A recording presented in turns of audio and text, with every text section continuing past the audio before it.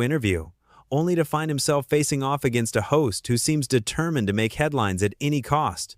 The tension in the Good Morning America studio was so thick you could cut it with a knife, and what unfolded next left everyone watching absolutely speechless.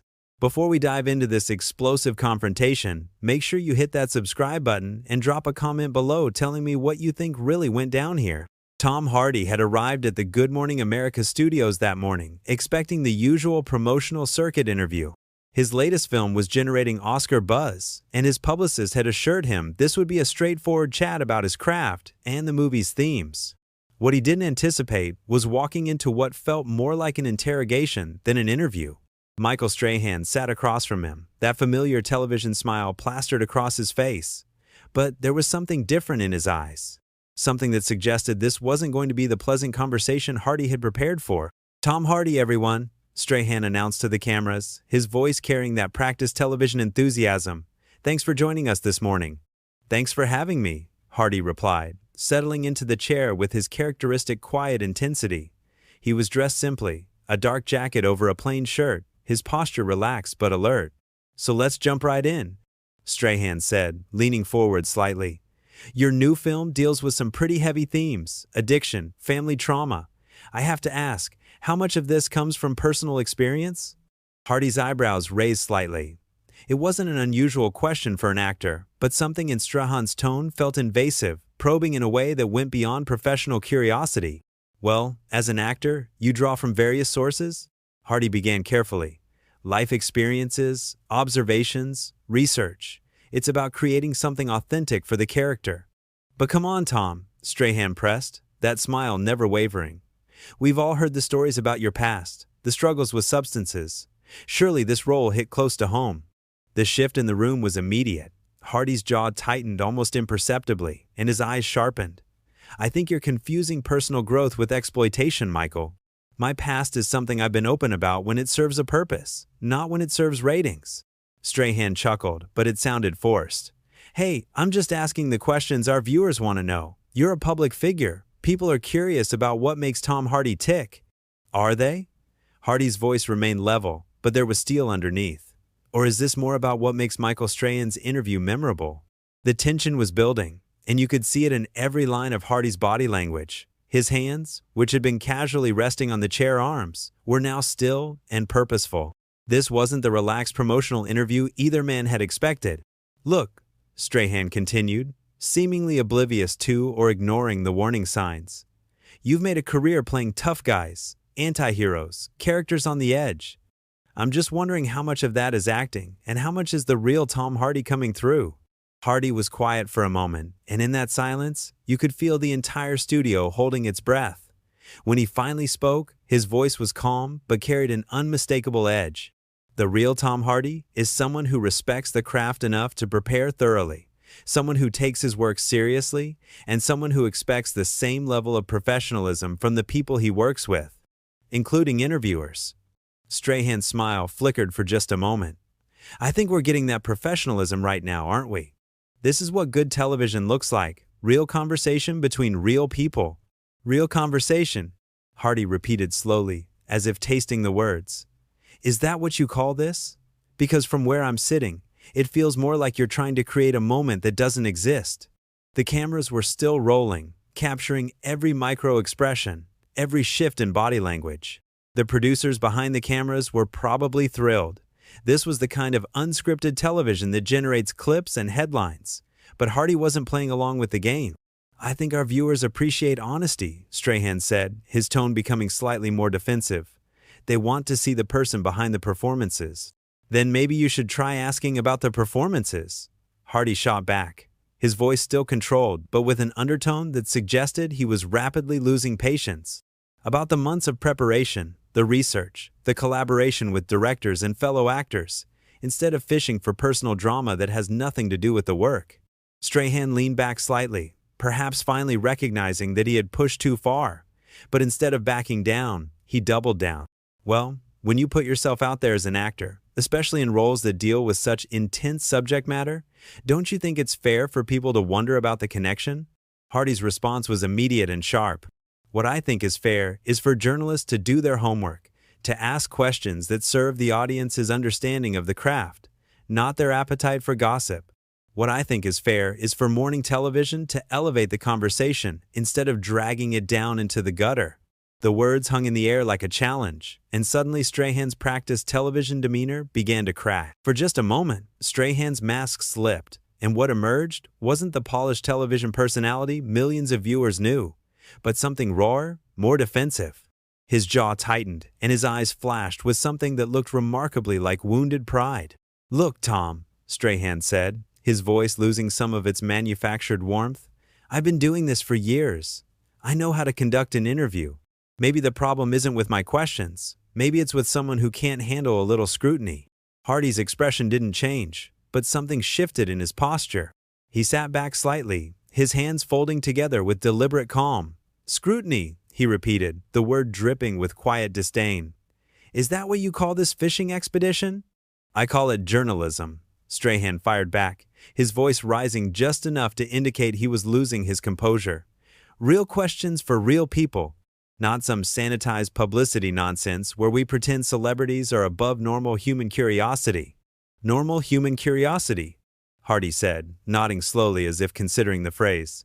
"Tell me, Michael, when you were playing football, did interviewers spend their time asking about your personal demons?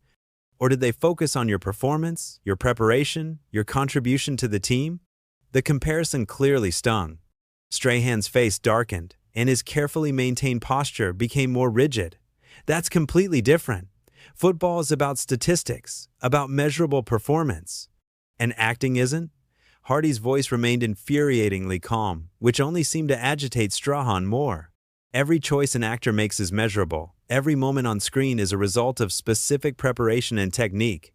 But you're not interested in any of that, are you?" Strahan leaned forward aggressively, his television smile now completely abandoned. "What I'm interested in is giving our audience something real, something honest. Not some actor hiding behind intellectual superiority and fancy words."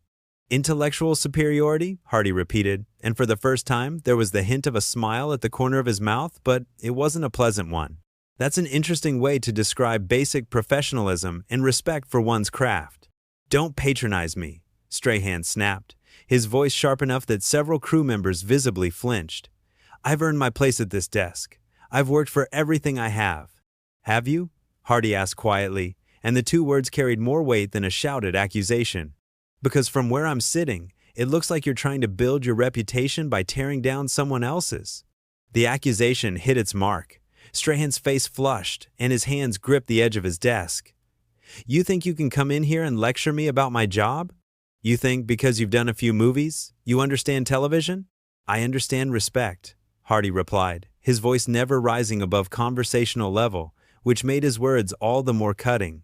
"I understand preparation. I understand the difference between asking questions that serve a purpose and asking questions that serve your ego." "My ego?" Strahan's voice cracked slightly, revealing just how deeply the comments were affecting him. "You're the one who can't handle a simple interview without turning it into some kind of intellectual debate."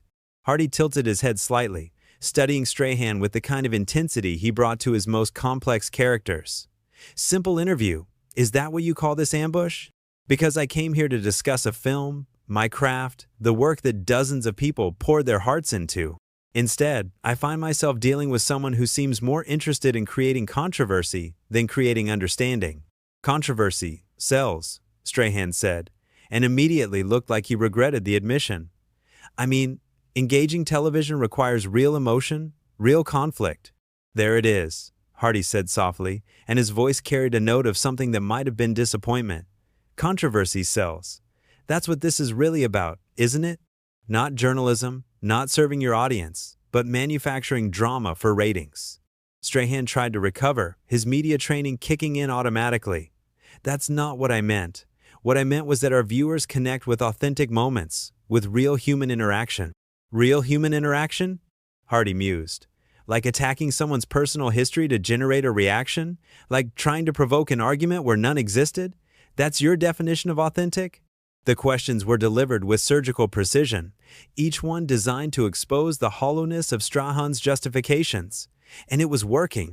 Strahan was visibly struggling to maintain his composure, his carefully constructed television persona crumbling under Hardy's relentless, quiet assault.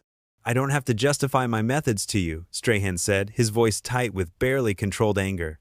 "This is my show. This is my house. And if you don't like how things work here, maybe you shouldn't have agreed to come on." Hardy's eyebrows rose slightly. "Your house?" he repeated. How illuminating. "Because I thought this was supposed to be about serving the viewers, about informing and entertaining them. But apparently, it's really about serving you." "Everything isn't about you, Tom," Strahan shot back, his voice now openly hostile. "Some of us work in the real world, where we have to deliver results, where we can't just disappear into character and pretend the real world doesn't exist." "The real world?" Hardy said, and now there was genuine steel in his voice. "The real world is where people create things of value, where they contribute something meaningful to the culture." "What exactly are you contributing here, Michael, besides manufacturing conflict for entertainment?" Strahan's face was now openly flushed with anger and embarrassment. He had completely lost control of the interview, and worse, he was losing it on live television in front of millions of viewers. His next words came out in a rush, fueled by frustration and wounded pride. "You know what?" Strahan exploded, his voice echoing through the studio. "I'm tired of actors like you thinking you're better than everyone else, thinking you're some kind of artist when really you're just playing dress-up for a living. At least I accomplished something real, something that matters in people's daily lives." The outburst was so unexpected, so raw, that for a moment the entire studio fell silent. Camera operators exchanged glances, producers were frantically whispering into their headsets, and the few audience members present sat in stunned silence. This wasn't morning television anymore. This was a public meltdown happening in real time. Hardy, however, remained completely still. If anything, Strahan's explosion seemed to have the opposite effect on him, a calming influence that made his response all the more devastating when it came. "Playing dress up?" Hardy repeated quietly, his voice carrying easily through the now silent studio. "That's an interesting perspective from someone whose job consists of reading from a teleprompter and asking questions written by other people."